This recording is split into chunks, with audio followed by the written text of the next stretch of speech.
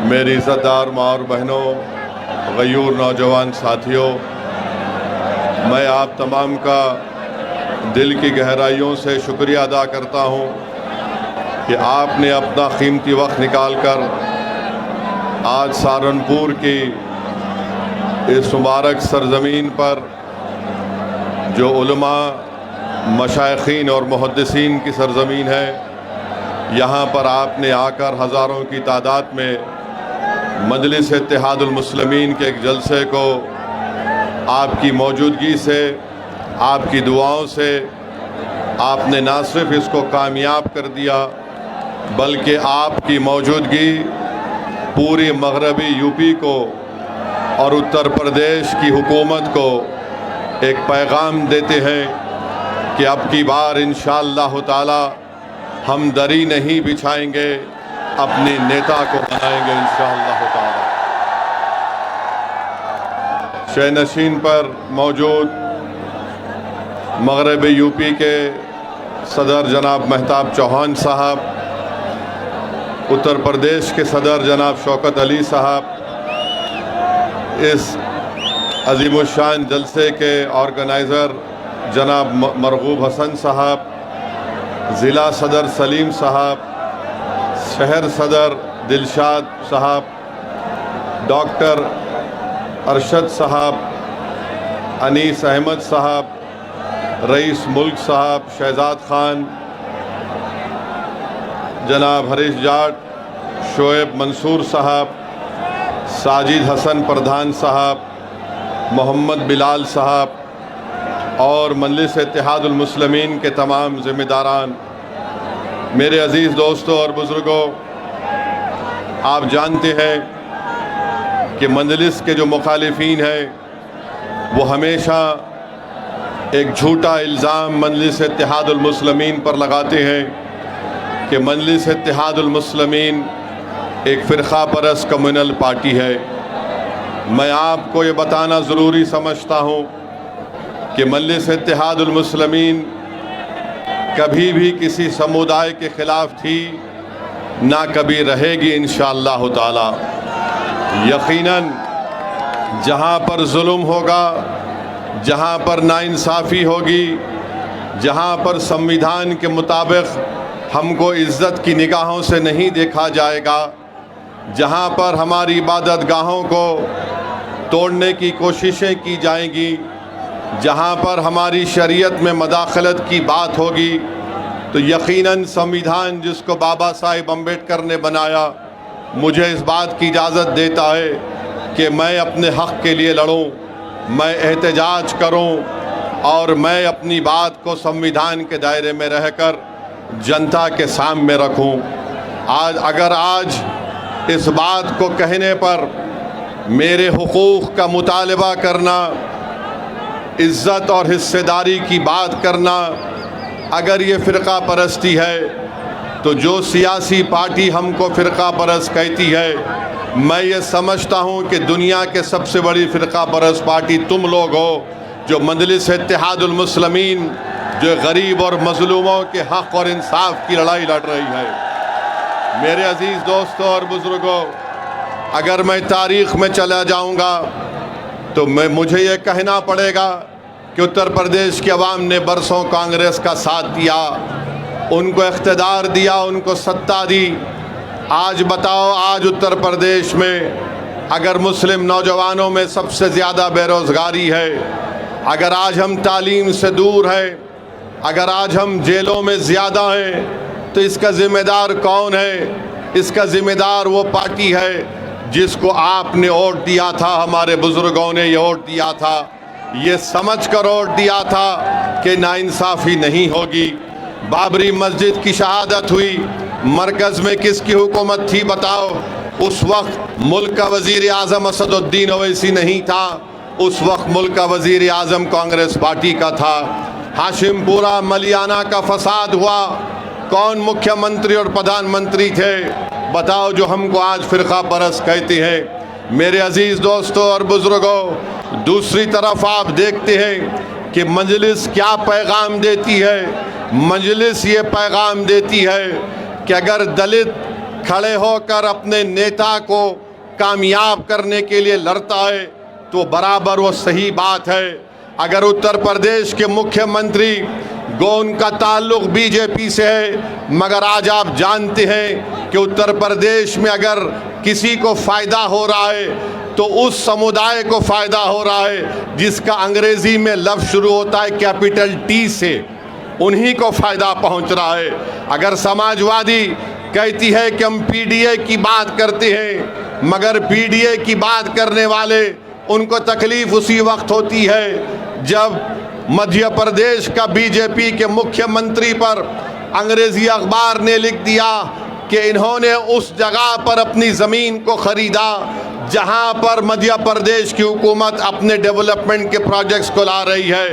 तो यही समाजवादी पार्टी के अध्यक्ष जनाब अखिलेश यादव साहब ने कह दिया कि बीजेपी एक यादव मुख्यमंत्री को हटाना चाहती है, वो फ़िरका परस्ती नहीं है। यही समाजवादी पार्टी जब वफ़्द का काला कानून नरेंद्र मोदी की हुकूमत पार्लियामेंट में बना रही थी, अखिलेश यादव की तकरीर आपके सामने है, सुन लीजिए यूट्यूब पे जाकर उन्होंने क्या कहा और क्या कहना चाहिए था। मेरे अजीज़ दोस्तों और बुजुर्गों, मुझे आप बताइए, अगर मैं संविधान के दायरे में खड़े होकर आज यहाँ पर कह रहा हूँ कि सहारनपुर में लकड़ी का काम मुतासिर हो गया और यहाँ से कारोबार जयपुर चला गया, तो क्या ये फ़िरका परस्ती है? क्या ये फ़िरका परस्ती है? बताओ, अगर सच्चाई को बयान करना फ़िरका परस्ती है तो खुदा की कसम अल्लाह जब तक मुझे जिंदा रखेगा मैं हक और सच को बयान करता रहूँगा। आप बताइए, एनकाउंटर होता है, बुलडोजर से घर को तोड़ा जाता है, कोई अपनी ज़बान को जुम्बिश नहीं देते, और जब हम कहते हैं तो कहते हैं कि माहौल को ख़राब करना चाहता है। अरे मेरे भाई, माहौल ख़राब जो कर रहा है, जो जुल्म कर रहा है, अगर जुल्म करने वाले को जालिम कहना फ़िरका परस्ती है तो तुम तैयार हो जाओ, हम रुकने वाले नहीं हैं, हम जालिम को जालिम बोलेंगे इंशाअल्लाह ताला। मेरे अजीज दोस्तों और बुजुर्गों, बिहार में पिछले साल चुनाव हुआ, मजलिस ने आरजेडी से कहा, कांग्रेस से कहा, हमारे अध्यक्ष अख्तरुल ईमान साहब ने खत लिखकर राजद के और कांग्रेस के नेताओं को लिखकर कहा कि हमसे समझौता कर लीजिए, हमको सिर्फ 6 सीट दीजिए, हम तुम्हारे साथ लड़ने को तैयार हैं। तो राजद और कांग्रेस के नेताओं ने कहा ये मजलिस फ़िरका परस्त पार्टी है, हम इनसे हाथ नहीं मिलाएंगे, इनसे बात नहीं करेंगे। आपको बताना ज़रूरी समझता हूँ कि हमारे 4 विधायक को राजद और कांग्रेस ने तोड़ लिया, इसके बावजूद भी हमने कहा चलो बीजेपी को रोकना है बिहार में, हम तुमसे हाथ मिलाने को तैयार हैं, मगर इन्होंने इल्ज़ाम लगा दिया कि हम फ़िरका परस्त है। किसी कांग्रेस और राजद के नेता ने कहा कि ओवैसी जानता है कि हमारे बगैर नहीं जीत सकता, वो कमज़ोर है, इसीलिए वो हमसे हाथ मिलाना चाहता है। मैंने उस वक्त भी कहा, बिहार की सरजमीन और सीमांचल की सरजमीन में खड़े होकर कहा, और आज सहारनपुर की मुबारक सरजमीन में खड़े होकर कह रहा हूं, मैं आज भी उत्तर प्रदेश में दोबारा बीजेपी की सरकार ना बने, मैं अलायंस करने के लिए तैयार हूं। मैं आपके दरमियान में खड़े होकर कह रहा हूं, मैं भी नहीं चाहता कि दोबारा बीजेपी की सरकार बने, मगर अगर ये सेकुलर अपने आप को बोलने वाली पार्टी ये कहेगी कि नहीं ओवैसी कमजोर है, वो जीत नहीं सकता, उसके पास सिर्फ एक वोट है, वो तुम है। वो क्या कहते हैं, तुम्हारे पास एक वोट है। बिहार में भी यही कहा था कि ओवैसी के पास एक वोट है, मगर याद रखो मैं ये जो हाथ बढ़ाया हूं ये कमजोरी की वजह से नहीं, बीजेपी को रोकने के लिए अगर तुम कमजोरी समझते हो तो याद रखो, ये हाथ जो आज दोस्ती की तरफ बढ़ा है, कल तुम्हारे गिरेबान के तार से भी खेलने तैयार रहेगा। और उस वक्त रोना नहीं जब नतीजा आएगा, अरे हाय हम हार गए। अरे तुम हारोगे अगर हमको साथ नहीं लोगे तो।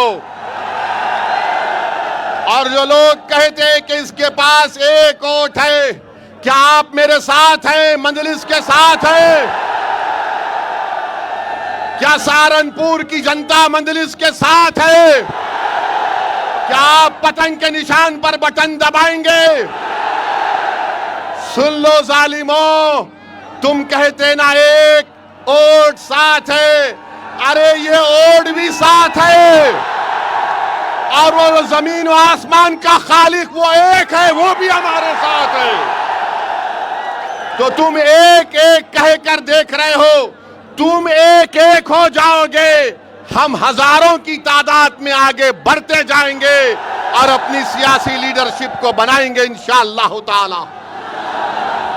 मेरे अजीज दोस्तों और बुजुर्गों, इसीलिए हम आपसे अपील कर रहे हैं कि चुनाव जब आएगा, चुनाव जब आएगा,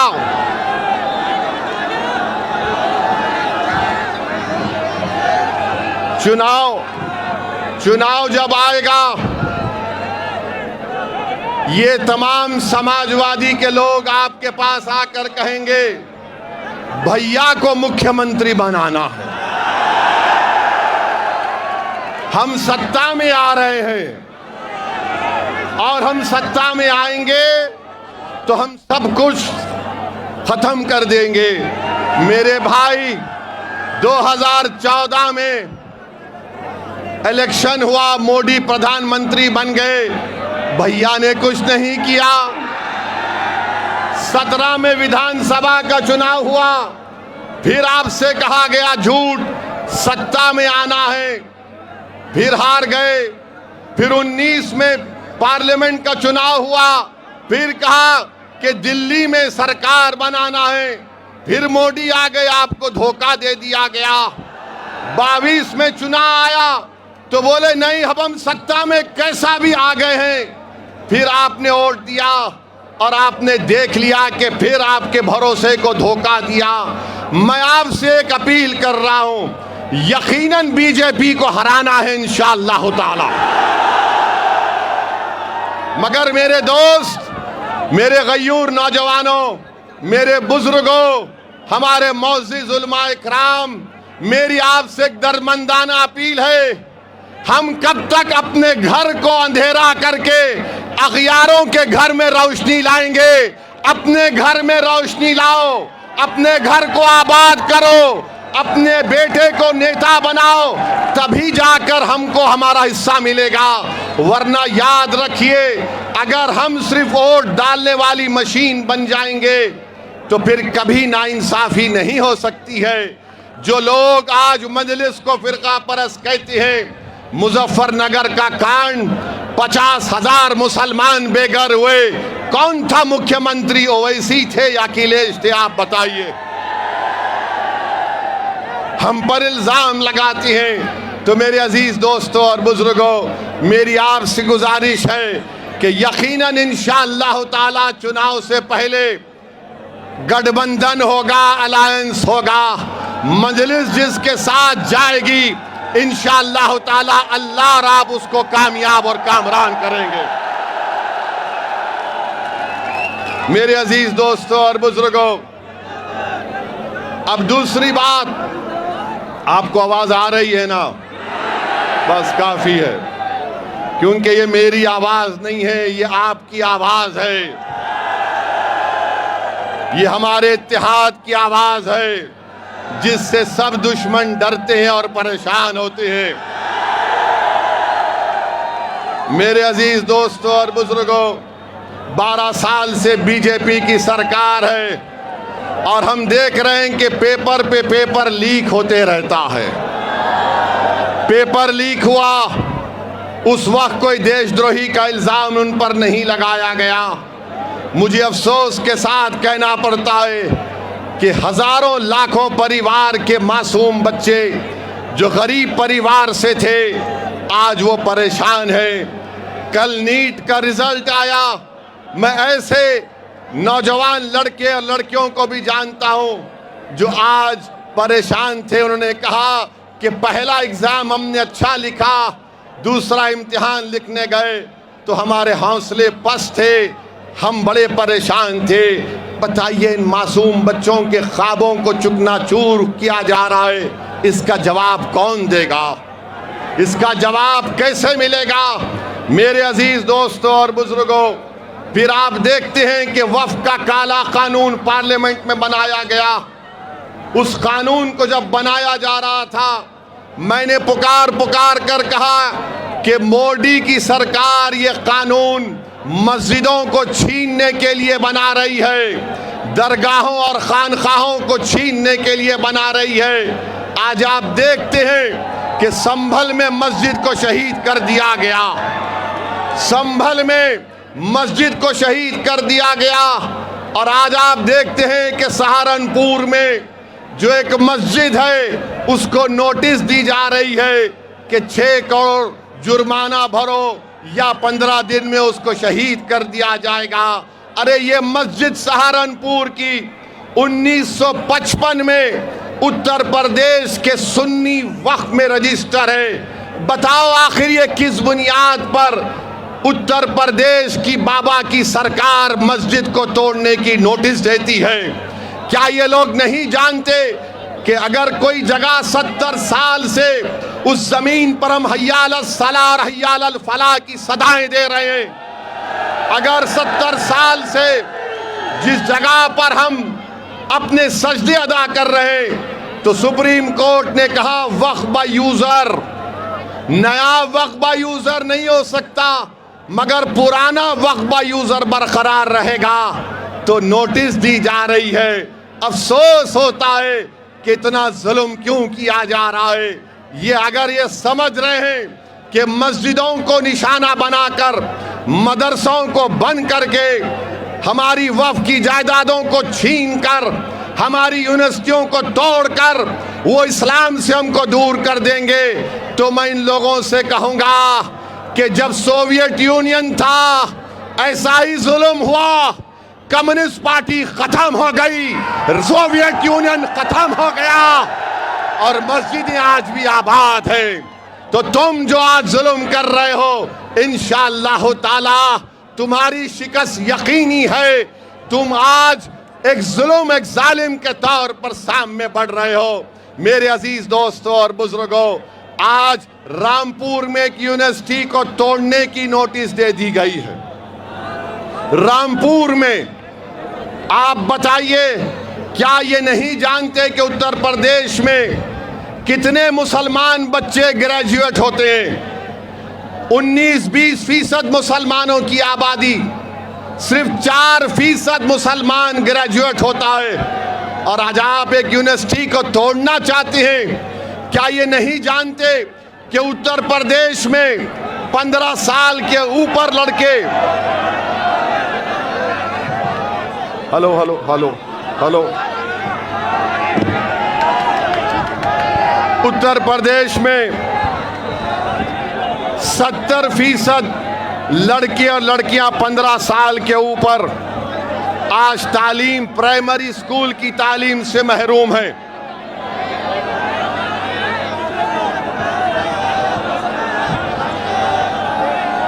हेलो, चलिए चलिए, अब काम चलाएंगे, कोई बात नहीं, काम चलेगा।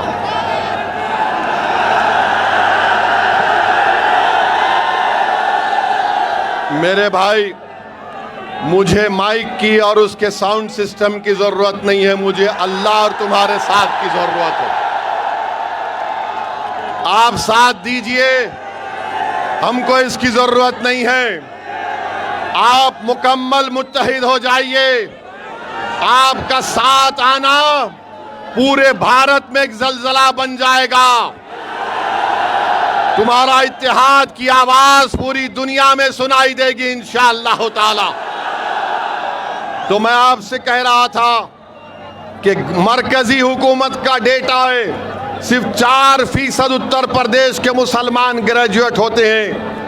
1834 यूनिवर्सिटी के टीचर हैं उत्तर प्रदेश में।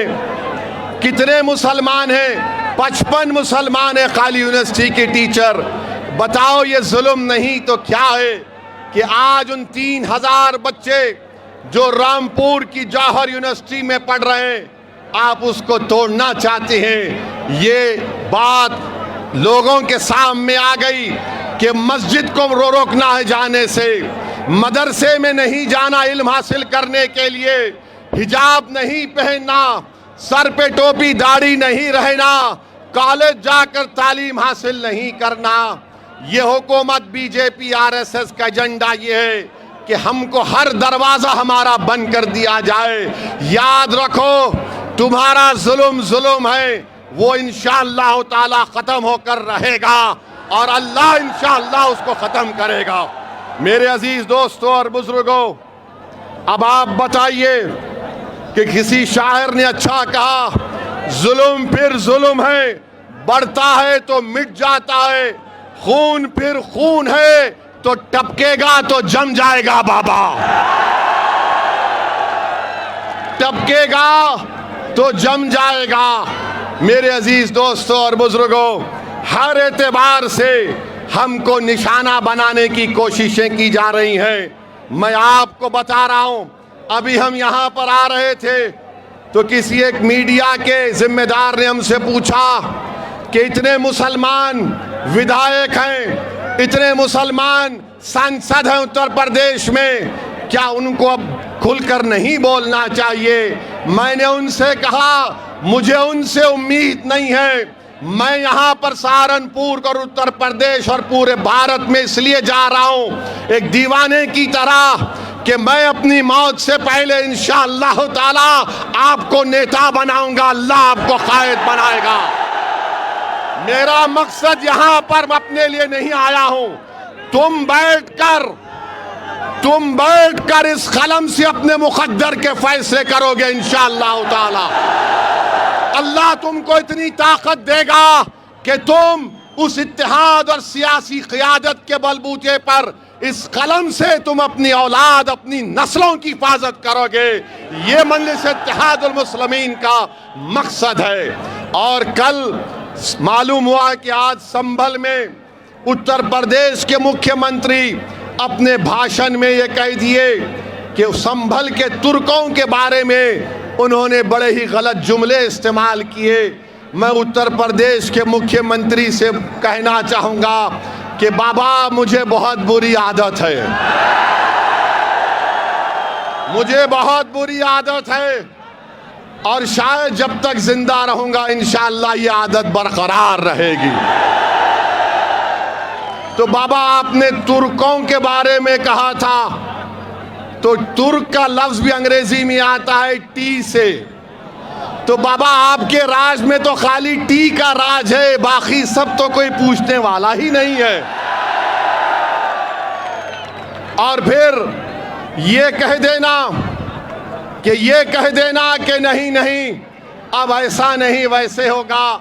हम बाबा से पूछना चाहते हैं, आपके नाक के नीचे आपका डीएम, आपका प्रिंसिपल सेक्रेटरी होम उस ट्रस्ट में था और करोड़ों अरबों रुपए की चोरी हो गई। कैसे हुआ बाबा, कैसे हुआ? बताओ, आप बताओ कैसे हुआ?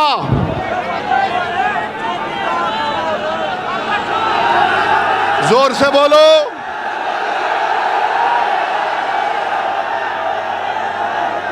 आप बताइए। 8 लोगों को मुजरिम बना दिया, 8 लोगों को मुजरिम बना दिया और चंपक को छोड़ दिया। 60 करोड़ का स्कैनर लगाना था, वो 60 करोड़ का स्कैनर नहीं लगाए। क्यों नहीं लगाए? लूटना था, लूटना था, लूटना था। तो मालूम हुआ वो पूरा काम आस्था के लिए नहीं था, वो काम लूटने के लिए था, लूटने के लिए था, लूटने के लिए था। अब हम हमारे हिंदू भाई बहनों से अपील कर रहे हैं, देख लो आप अब क्या हुआ, अब क्या हुआ। बाबा ने समझा कि प्लान ए चलेगा, प्लान ए से मतलब क्या, अयोध्या चलेगा।